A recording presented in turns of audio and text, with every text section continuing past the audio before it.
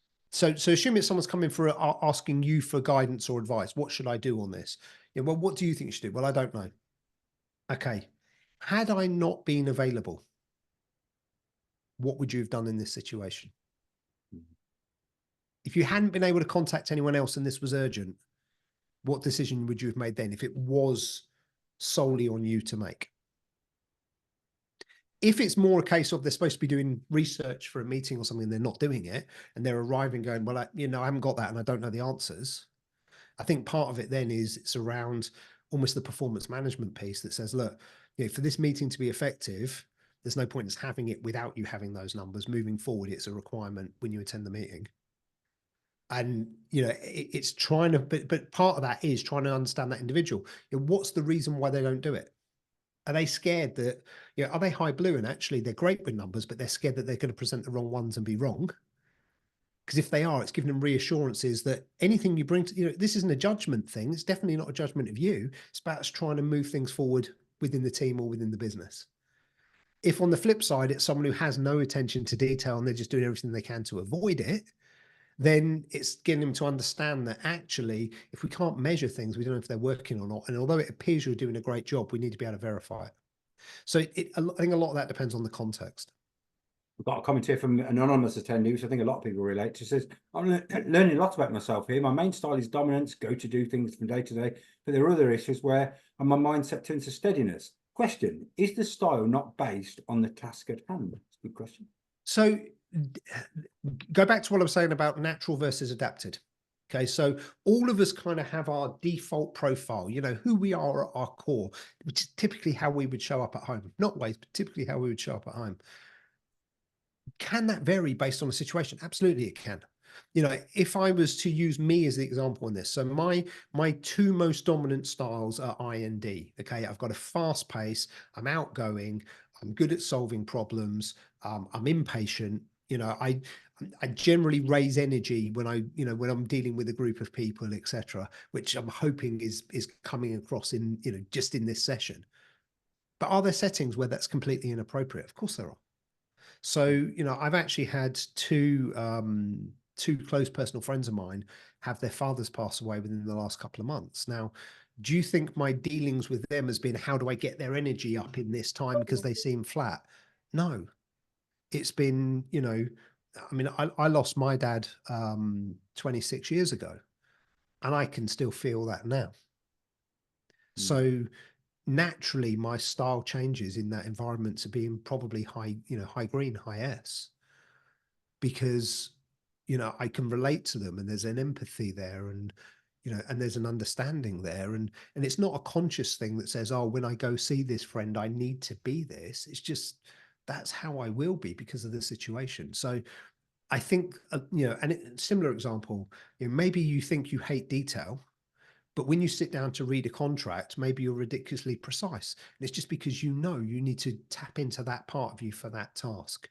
And so I think almost one of my bits of advice or guidance on there would be, when you're planning your day, your week, when you're planning projects, also think about like, which part of me needs to show up to be most effective at this? Right. We're literally about 5 minutes. So I'm going to do five more questions, 1 minuters. Yep. A couple of people have tried to put their hands up. Unfortunately, we can't bring you in because of the nature of the webinar, but see if we can get into really last questions. Catherine said, how do you communicate to a big team who have a variety of styles? By being aware that you've got a variety of styles. So, what's the thing you can say that will resonate with one person that you then express in another way that resonates with the other person? So, recognize the bigger the group, the bigger the team, the more diversity in the approach you need to use. How do you make it fun, but also have the details? How do you maybe send out an agenda that not everyone's going to read, but those that do have read it thoroughly? That kind of thing. Excellent. Got a couple of comments. What somebody said, really enjoyed the talk. It's highlighted where challenges have arisen with some of our clients. That's good news. And somebody really likes I like the treat the way people they want to be treated. Someone really likes the one day or day one. Somebody said, what is the best way to deal with defensiveness? You're talking to someone who's very defensive. How do you get through? I think the first thing to do is agree. I know that might sound weird. So, people get defensive when they feel like they're in conflict. So if you start by saying yes and, as opposed to yes but, yes, actually you've got some really good points in there. Here's a couple of the bits that I agree with. Now let's explore some of the other areas because I've got a slightly different perspective. But if you start with the common ground, and actually there's a guy called Chris Voss, who's an ex-FBI negotiator, got a brilliant book called Never Split the Difference that's all about negotiation. That's the point he makes in there, is even in like hostage negotiations, he'd try and find something they could agree on first to create some common ground. Right, interesting. Jordan said, has the disk profile improved with time? This is obviously someone that knows a bit about it. What way will it progress in the next 5 years? I think one of the things to say with that, again, this is back to the where do you get your disc profile from? Okay, the company that we partner with, Action Coach, they've done a lot of research, neuroscience, etc., and they're constantly evolving the model. I've seen stuff where they've kind of done brain scans on people while they've been completing it and stuff like that. Think about technology. Think about things like artificial intelligence and how that's constantly improving things. Think what that can do to a technology like this. So, it's been evolving as the methodologies of assessing answers has got better and stronger over time. Processing vast amounts of data has got better and stronger over time. And I think with the advances in technology that we've got, we're just going to see this I mean, most people that I do this for, I think it's probably the best way I'll answer this, Sam. Most people that I sit down and do like a one-to-one or team debrief, I would say if you ask someone how accurate is the report, most people will say it's between 85 and 95% accurate. So it's already at that kind of level for the majority of people. I think the advances in technology, it's just going to get more and more precise. Right, that's all good to know. Actually, it's like a random one at the end because I listen to Radio 5 Live a lot, and they were debating this morning, how do you deal with somebody that puts kisses at the end of their emails, even in a business context? And it really divided the audience. This might fit into the disc thing. Some people thought, well, that's completely natural, particularly if they're in PR, by the way. But a lot of people just didn't know how to deal with that. I mean, tones of emails is a difficult one, but if someone sent you a kiss at the end of it, would you find that a bit strange? I think it depends on the relationship you got with that person. Okay. And how well you know their personality. I do think there's some sensitivity there around, could you read too much into something? Could you have a perception of something that's not there, right? Is there a potential for embarrassment depending on how I deal with this and process this? So I think for me, in a business context, I'm always looking for kind of what's the core message in this, which is the bit I actually need to deal with. And depending on the individual, are there people that send me emails where I know there's going to be a kiss or two at the end? Yeah, there are. Do I reply with them? Probably not. No. So I think it depends on, the context you're in and the level of professionalism. If it's someone I knew super well on a personal basis, might I reply with them if they sent them? Maybe. But if it's someone where you've got more of a business relationship personally, I wouldn't send that because I don't want there to be a misunderstanding.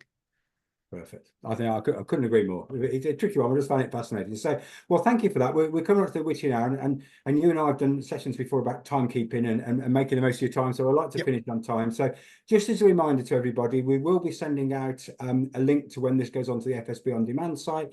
If you've had to leave or other people will benefit from it, then by all means check that out. It'll be available. So can I, on behalf of you all, communicate our thanks to Neil from Action Coach Cheltenham, who does a brilliant job in Cheltenham. There's action coaches around the country as well, as Neil will attest to. So it's a great company to work with. And thank you all for coming. It's brilliant to see so many people, so many great questions. And I hope the rest of your communication gets even better. So thanks for joining us, everybody. And we'll see you at the next FSB webinar. Thank you, Sam.